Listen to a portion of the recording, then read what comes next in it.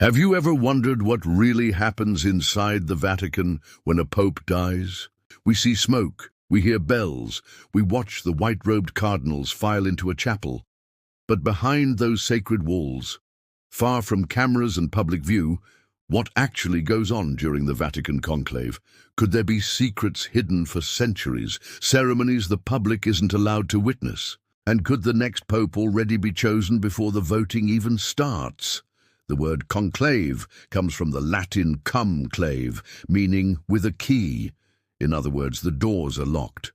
Once the cardinals enter, no one leaves. No cell phones, no press, no outside contact. Only the most senior leaders of the Catholic Church are allowed in. Why so much secrecy? What are they hiding?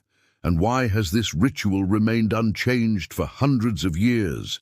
The conclave is not just a vote. It's a centuries-old spiritual and political chess game. It begins when the seat of the Pope becomes vacant. That happens in one of two ways. The Pope dies, or, very rarely, the Pope resigns. The last resignation was Pope Benedict XVI in 2013, the first in nearly 600 years. When the Pope dies, ancient protocols activate instantly. The Camerlengo, a cardinal appointed to oversee the Church during this time, confirms the Pope's death. Traditionally, he gently taps the Pope's head 3 times with a silver hammer, calling his name each time. When there's no response, the Pope is declared deceased. Then, the Camerlengo breaks the fisherman S ring, the Pope S signet, to prevent forged documents. At that moment, the most powerful seat in the Christian world is empty. All cardinals under the age of 80 are summoned to Rome. They come from every continent, representing the global church. They live in isolation within Vatican walls until a new pope is chosen. Then comes the procession into the Sistine Chapel. As they enter, they sing Veni Creator Spiritus. Come, Creator Spirit.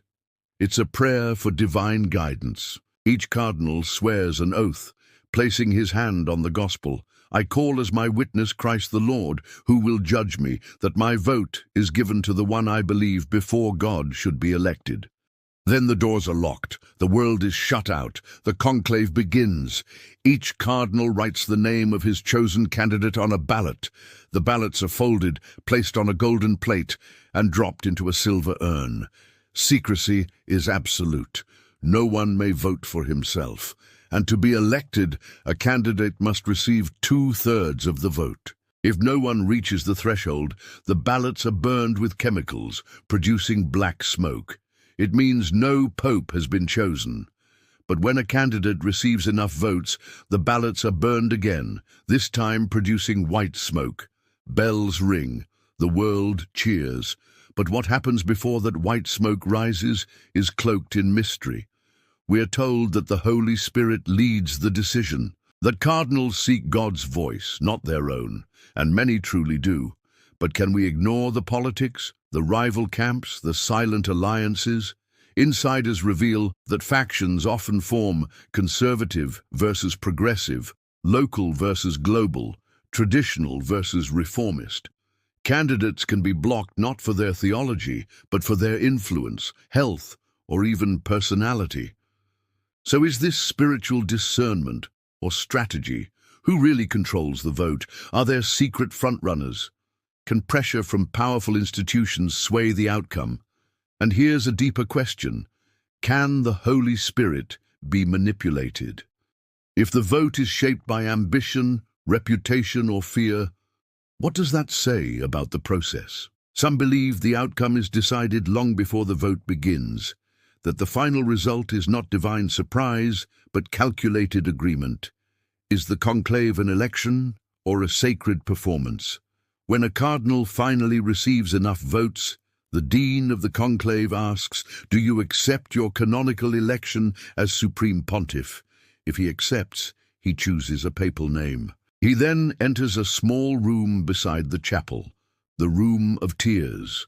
It's named not for joy, but for the overwhelming burden of the moment. There, he puts on the white robes. Soon after, the world hears the ancient phrase, Habemus Papam, We have a pope, and yet questions remain. Is the conclave truly led by the Spirit, or has centuries of ritual masked a battle between faith and politics? Jesus said, "The greatest among you must be your servant." In the conclave, does that principle prevail?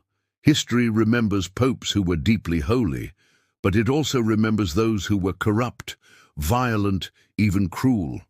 If the Spirit chooses the pope, how do we explain those moments? Perhaps the answer is an apology that the conclave is perfect, but that God can work even through imperfection. Maybe the true miracle is not the system, but that despite human flaws, God's purpose still moves forward. So the next time you see white smoke rise above the Vatican, remember, it's not just a sign. It's a signal that the world's largest spiritual leadership has shifted, but what happens behind those closed doors may never be fully known. The conclave is one of the most secret rituals on earth, and the deeper you look, the more mystery you'll find. Thank you for watching Bible Secret. And remember, behind every tradition, there's a truth worth uncovering.